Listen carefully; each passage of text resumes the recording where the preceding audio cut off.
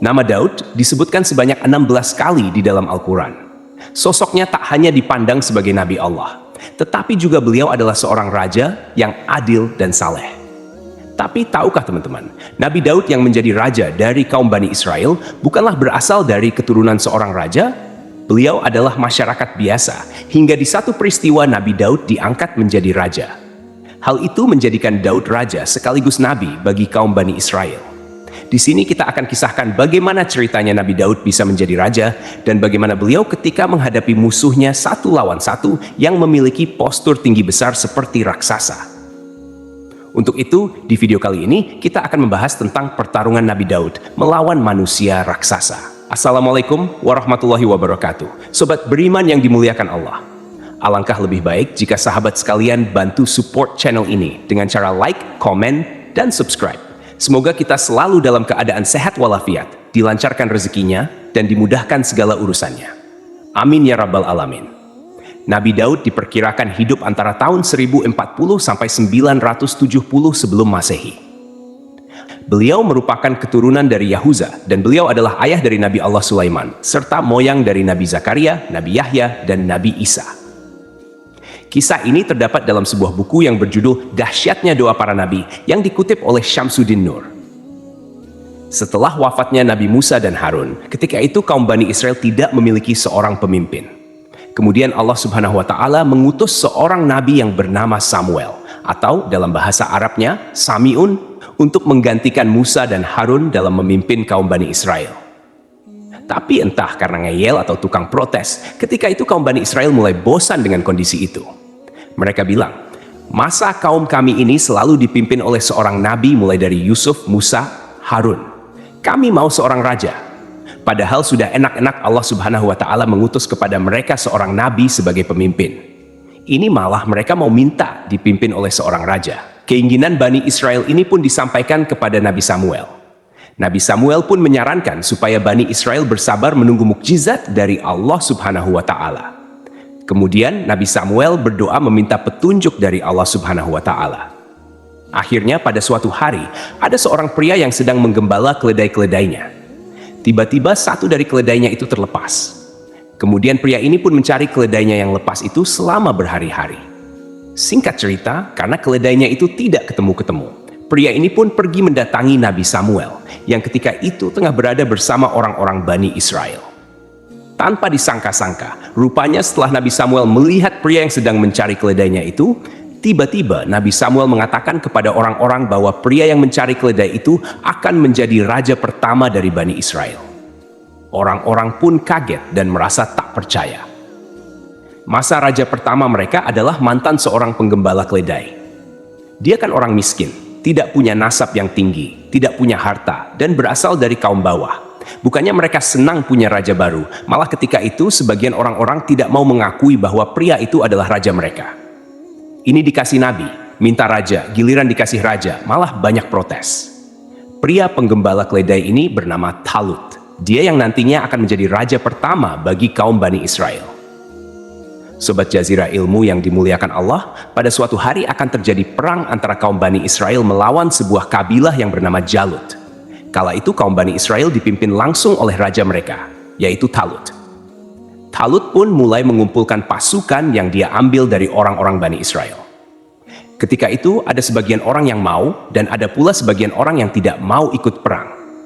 Karena teman-teman, kabilah Jalut ini adalah orang-orang yang kuat dan raja mereka punya postur badan yang tinggi besar serta mempunyai otot yang kekar. Ditambah lagi kaum Jalut ini teman-teman punya pasukan yang sangat banyak. Makanya sebagian orang Bani Israel tidak mau ikut perang karena mereka takut dengan kabilah Jalut yang ketika itu terkenal sebagai kabilah yang kuat. Setelah Raja Talut mengumpulkan pasukan perangnya, ada seorang bapak yang punya 3 anak laki-laki dan memasukkan ketiga anaknya itu ke dalam pasukan Raja Talut. Bapak ini bernama Yisha. Salah seorang dari anaknya bernama Daud. Yisha berpesan kepada anaknya ini supaya nanti kalau ikut perang jangan berada di barisan paling depan. Akhirnya berangkatlah pasukan Bani Israel menuju medan peperangan. Ketika mereka telah sampai di depan sana, ada pasukan dari kabilah Jalut. Mereka melihat jumlah pasukan Jalut yang sangat banyak. Tubuh mereka besar-besar dan dipersenjatai lengkap mulai dari pedang, tombak, hingga baju besi. Maka banyak orang Bani Israel yang menjadi gentar dan takut. Ada beberapa orang yang mundur dari pasukan sebelum perang dimulai. Akhirnya, hanya tersisa segelintir orang saja yang berani dan siap untuk berperang melawan kabilah Jalut. Sebelum dimulainya peperangan, raja dari kabilah Jalut yang memiliki postur tubuh seperti raksasa maju ke barisan depan. Raja Jalut ini, teman-teman, dalam istilah populernya dikenal dengan nama Goliat. Dia menantang 1 lawan 1 kepada pasukan Bani Israel. Namun tidak seorang pun dari tentara Bani Israel yang berani menerima tantangan itu. Raja Jalut pun mulai mengejek dan menghina pasukan Bani Israel. Mendengar kesombongan Raja Jalut, Raja Talut berkata kepada sisa pasukannya yang sedikit itu, "Siapakah di antara kalian yang bisa membunuh pimpinan kabilah Jalut? Maka akan kunikahkan dia dengan putriku, dan suatu hari dia akan menggantikanku sebagai raja dari Bani Israel." Karena Raja Talut tidak memiliki anak laki-laki yang dapat mewarisi tahta kerajaan Bani Israel, ia mengadakan semacam sayembara. Namun, ketika sayembara itu diserukan kepada kaum Bani Israel, mereka semua tertunduk takut. Mereka berpikir bahwa hal itu mustahil dilakukan, dan sama saja dengan aksi bunuh diri. Dari sisa pasukan Bani Israel yang sedikit itu, ternyata ada seorang anak muda yang memberanikan dirinya untuk maju melawan Raja Jalut yang bertubuh raksasa itu. Dia adalah Daud. Daud maju ke depan menawarkan diri, padahal ia sudah diberi pesan oleh ayahnya untuk tidak berperang di barisan depan. Ketika itu, Raja Talut sempat pesimis. Apa ia anak yang masih muda seperti Daud ini sanggup melawan Raja Jalut yang perkasa itu? Raja Talut merasa ragu, apalagi Daud hanyalah seorang penggembala kambing yang bertubuh kecil dan bukan seorang prajurit perang.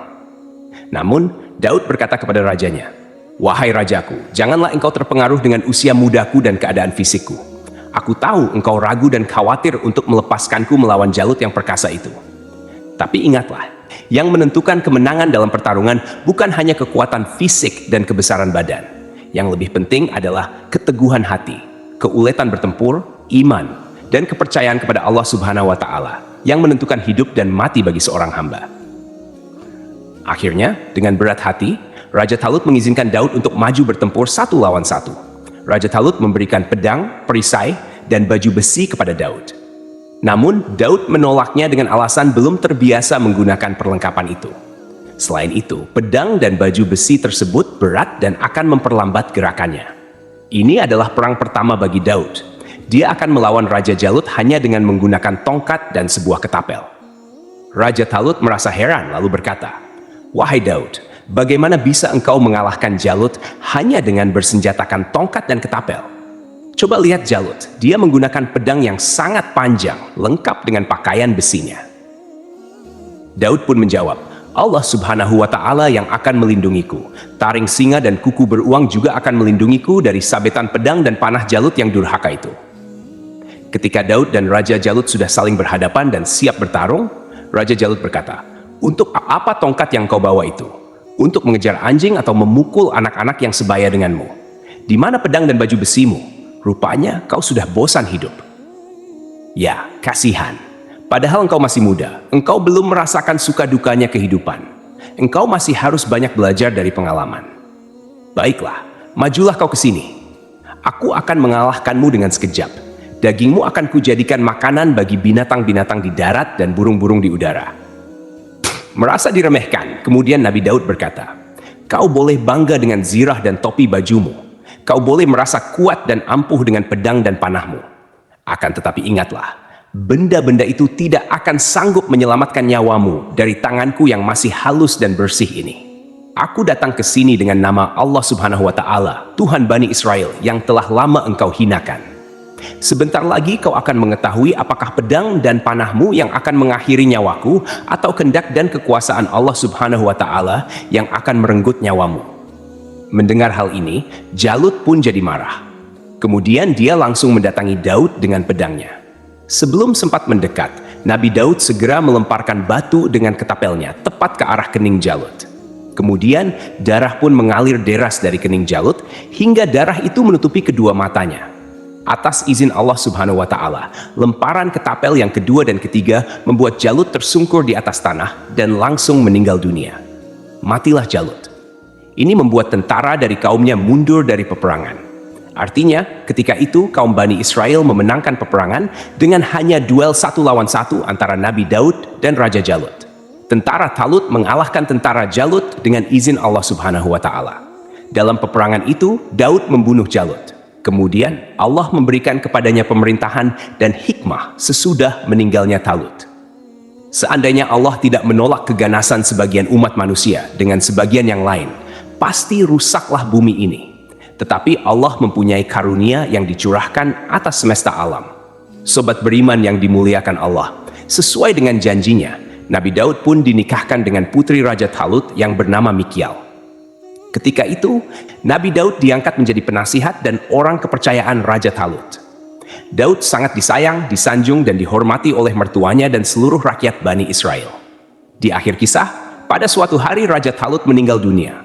Otomatis, tahta kerajaan pada saat itu jatuh kepada Daud. Nabi Daud pun menjadi raja bagi kaum Bani Israel. Dalam kepemimpinannya, Raja Daud memimpin kerajaannya dengan jujur dan adil. Bahkan, ia menjadikan Baitul Maqdis sebagai ibu kota kerajaan pada saat itu. Ketika usia Raja Daud menginjak 40 tahun, beliau mendapatkan risalah kenabian dari Allah Subhanahu wa Ta'ala. Nabi Daud pun menerima kitab suci Zabur untuk Bani Israel. Pada saat itu, akhlak dari Bani Israel sangat buruk. Maka diturunkan Zabur untuk melengkapi kitab Taurat yang sebelumnya diturunkan kepada Nabi Musa alaihissalam. Kitab Zabur yang diturunkan kepada Nabi Daud menggunakan bahasa setempat.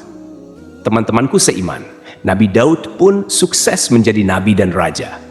Masa kepemimpinannya berlangsung selama 7 tahun 6 bulan. Tetapi ada juga riwayat lain yang mengatakan Nabi Daud diangkat menjadi raja ketika berusia 30 tahun dan memimpin selama 40 tahun.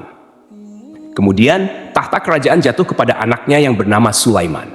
Sama seperti ayahnya, Sulaiman menjadi raja sekaligus nabi. Sulaiman bahkan lebih hebat lagi karena puncak kejayaan kaum Bani Israel adalah ketika dipimpin oleh Nabi Sulaiman. Namanya tercantum di dalam hadis Nabi Shallallahu Alaihi Wasallam. Ada sebuah hadis riwayat dari Ibnu Abbas. Rasulullah Shallallahu Alaihi Wasallam bersabda, Raja bumi ada 4, 2 mukmin dan 2 kafir. 2 mukmin adalah Zulkarnain dan Sulaiman, sedangkan 2 raja kafir adalah Namrud dan Buktanasar. Bumi ini kelak akan dikuasai seseorang dari ahli baitku. Jadi, itulah kisah tentang pertarungan Nabi Daud melawan manusia raksasa. Semoga kisah ini bermanfaat. Lebih dan kurangnya mohon dimaafkan. Yang benar datangnya dari Allah Subhanahu wa Ta'ala. Khilaf atau keliru itu datangnya dari saya pribadi sebagai manusia biasa. Sampai ketemu di kisah-kisah seru yang penuh makna selanjutnya. Saya akhiri. Wassalamualaikum warahmatullahi wabarakatuh.